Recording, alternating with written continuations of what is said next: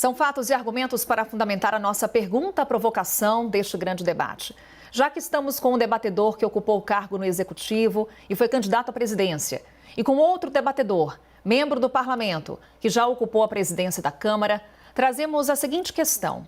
O Brasil vive uma crise entre poderes. Tem um histórico de 2 presidentes da República afastados do cargo.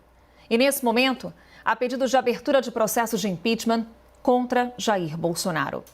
Semipresidencialismo é a solução para o Brasil? Começamos com o Fernando Haddad. O senhor tem 5 minutos, com direito a 2 interrupções. Bom, eu acredito que não é uma solução para o Brasil por várias razões. A primeira delas é que o povo já foi chamado 2 vezes a responder a essa pergunta: se gostaria de abrir mão do presidencialismo em favor de um outro sistema de governo. E em 63 e 93 respondeu negativamente, querendo manter o presidencialismo. Inclusive, em 63, um dado interessante: o vice-presidente que assumiria o cargo foi impedido e criou-se o parlamentarismo no Brasil. Só então o povo foi chamado a opinar, depois de viver entre 61 e 63 a experiência parlamentarista. E disse não ao parlamentarismo e sim ao presidencialismo. Não bastasse isso, há outros problemas graves em relação ao parlamentarismo, porque nós estamos num país que não é unitário, ou seja, é uma república federativa, e isso é muito difícil imaginar parlamentarismo ou semipresidencialismo numa república federativa, e o sistema brasileiro é bicameral, tem Senado no Brasil, o que também não costuma acontecer em países parlamentaristas ou semipresidencialistas. Deputado Rodrigo Maia, mesma questão para o início do debate, diante do histórico do nosso presidencialismo e do atual cenário político, semipresidencialismo é a solução para o Brasil? 5 minutos para o senhor, por favor.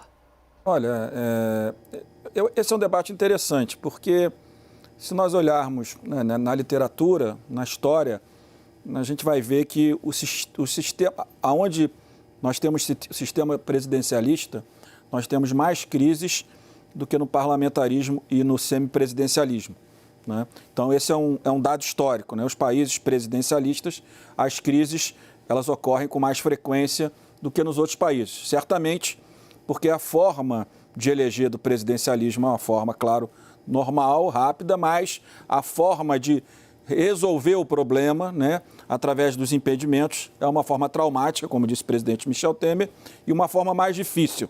Então, acho que por isso que esse debate volta. Mas é um debate longo, né? Nós, por exemplo, para avançar num debate como esse, nós precisaríamos, de fato, organizar de forma mais séria o sistema político brasileiro, o sistema partidário brasileiro, né? Claro que com 30 partidos, com recuos, como agora a Câmara tenta fazer em relação à eleição de parlamentares, né? A responsabilidade do próprio parlamento nos gastos públicos, né? Porque muitas vezes o presidente veta propostas por questão fiscal e o parlamento derruba assim mesmo, sem nenhum tipo de responsabilidade. Talvez isso possa trazer mais responsabilidade, mas como presidente da Câmara que fui por 4 anos e 7 meses, e por várias crises que passei, tanto com o presidente Michel Temer como com o presidente Bolsonaro, eu acho que pelo menos a discussão do semipresidencialismo nos dará condição para discutir o processo de impeachment, que é um processo mal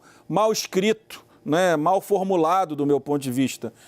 Como eu disse, eu fui presidente da Câmara e o excesso de poder que o presidente da Câmara tem acaba limitando o poder, passando a ser um poder pessoal. O presidente Eduardo Cunha, ele só deferiu o impeachment, eu era deputado, apenas porque o PT votou contra ele no Conselho de Ética.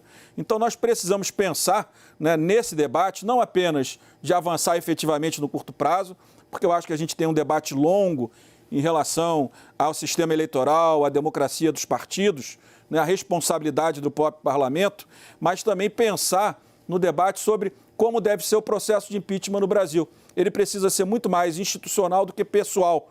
Eu acho que a forma de pensar um grupo de notáveis, ex-ministros do Supremo, que já estão fora de qualquer interesse político partidário, ex-presidente do STJ, pensando alto aqui, algum formato onde o presidente da Câmara tenha um assessoramento que a PGR tem quando decide sobre denúncias contra o presidente da República em relação a crimes comuns, de crime comum. Então, eu acho que esse é um debate importante. Claro que a gente sabe que o brasileiro é presidencialista muito por culpa dos partidos políticos e do próprio parlamento, porque muitas vezes fica desconectado do interesse da sociedade. Mas eu acho que a crise desse momento, ela precisa ser enfrentada e eu acho que a forma de sair de uma crise como essa que vivemos hoje com o presidente Bolsonaro precisa ser pensada, porque um processo de impeachment com a necessidade de 2/3 da casa, ele não é tão simples como a maioria da sociedade imagina.